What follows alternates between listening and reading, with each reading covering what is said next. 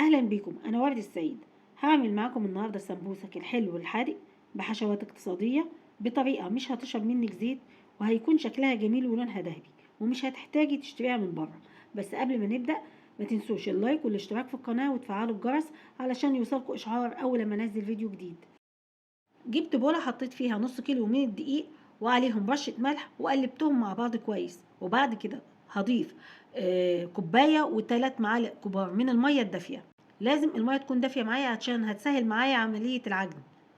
وبعد كده هبتدي اعجن. انت هتلاحظي ان الميه هتحسي ان هي قليله في الدقيق، لا، استمر في عجنها لمده 5 دقايق، هتطلع معاكي بالشكل اللي انت شايفاه ده. هيكون ملمس العجينه مش طريه ولا بتلزق، هتحسي انها جامده او جافه. بعد كده هضيف عليها معلقه واحده من الزيت وارجع اقلبها تاني لغايه ما يكون شكلها النهائي زي ما انت شايفاه كده. وهسيبها على جنب، هلفها في كيس عشان ما تنشفش معايا، واحطها على جنب لغايه ما ابدا اعمل الحشو. حطيت معلقتين كبار من الزيت، عليهم نص بصله مفرومه، وفضلت اقلب فيها لغايه ما تدبل معايا.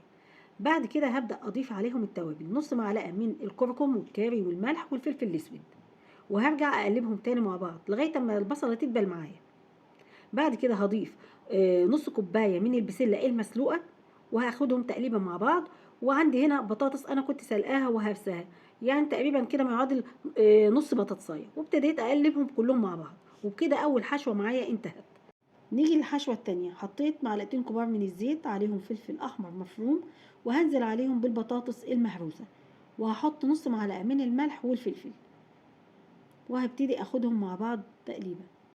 هحط نص كوبايه من الجبنه الموتزاريلا، ممكن تحطي مكانها جبنه مثلثات، ممكن تحطي جبنه كيري، ممكن تحطي جبنه شيدر، اي نوع من انواع الجبنه عندك تحطيها. وبعد كده نزلت عليهم برشه من البقدونس واخدتهم مع بعض تقليبه.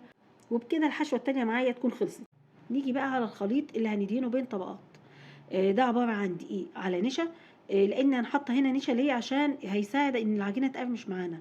ضفت 4 معالق منهم على نص كوبايه من الدقيق، وقلبتهم مع بعض كويس، وده هيكون قوامه زي ما انتم شايفين كده. نيجي للعجينه. العجينه بعد ما ارتاحت معانا، مسكتها عملتها على شكل اسطوانه، وقسمتها على 8 قطع، وهاخد كل قطعه اعملها على شكل كوره لغايه اما اخلص الكميه كلها.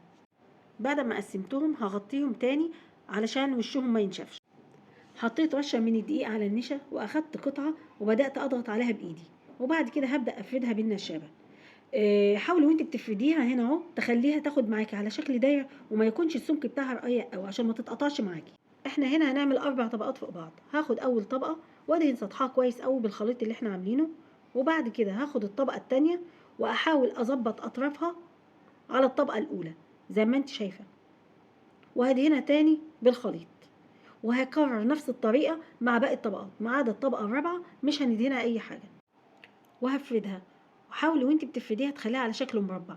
وبقول تاني، حاولي ما تخليهاش رقيقه، يعني ما تفردهاش قوي، خليها شكل مربع معاكي، وما تفردهاش بالقوي عشان ما تقطعش. بعد كده حطيت صينيه على النار، وتكون النار هاديه جدا، وبدات احط عليها العجينه. اول لما تلاقي لون العجينه بيغير معاكي، حاولي اقلبيها، وافضلي اقلبي فيها لغايه اما اللون كله يتوحد مع بعض، يبقى كله لون واحد زي ما انت شايفه في الفيديو. وبشكلها ده هتكون هي خلصت كده معانا. بعد كده بدات اسوي الاطراف بتاعتها. الاطراف دي احنا مش هنرميها، هقولك هنعمل فيها ايه بعد كده. حاولي وانت بتسويها تاخد معاك على قد ما تقدري شكل مستطيل. حطيت بعد كده 4 صوابع، وبقيت احط العلامه 4 صوابع، واحط علامه عشان تفضل كلها ايه، المسافات قد بعض. بعد كده جبت اللي هي الاعواد الخشبيه، وابتديت عملتها كمسطره معايا. انت لو عندك مسطره او اي حاجه تسوي بيها اعملي، عشان تطلع معايا بالشكل اللي انت شايفاه ده، كلها قد بعض، تبقى مسافات قد بعض، والجوانب والحواف بتاعتها متساويه. بعد كده هبدا افصل الطبقات عن بعضها، هتلاقيها بتتفصل معاكي بكل سهوله، والعجينه طالعه رقيقه وشفافه معاكي زي الجاهزه بالظبط، وما اخدتش منك وقت زي ما انت شايفه كده. شوف كل طبقه بتطلع عن التانيه بسهوله خالص، لا هي لازقه ولا معجنه ولا اي حاجه.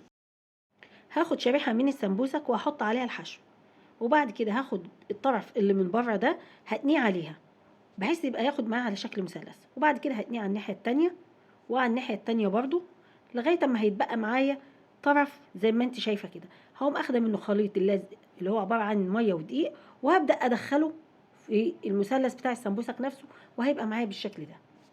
عملت نفس الطريقه برضو مع الحشو الحلو، حطيت شوكولاته وحطيتها برضو وبدات الفها زي ما انت شايفه مثلث لغايه ما يتبقى معايا طرف. هلزقه بخليط اللزق اللي هو ميه ودقيق برضو، وهلزقه بنفس الطريقه لغايه اما هيطلع معاكي بالشكل اللي انت شايفاه ده. حطيت السمبوسك اللي بالشوكولاته في الفريزر لغايه اما اخلص قلي السمبوسك الحادق اللي انا حطيته في زيت غزير، ولازم الزيت يكون سخن. بعد كده هفضل اقلب فيه لغايه اما ياخد معايا اللون الذهبي اللي انتوا شايفينه ده. ولازم اما طلعيه في مصفى عشان يفضل مقرمش معاكي، ما تطلعهوش على مناديل، لو حطيتيه على مناديل هيبقى السمبوسك طري.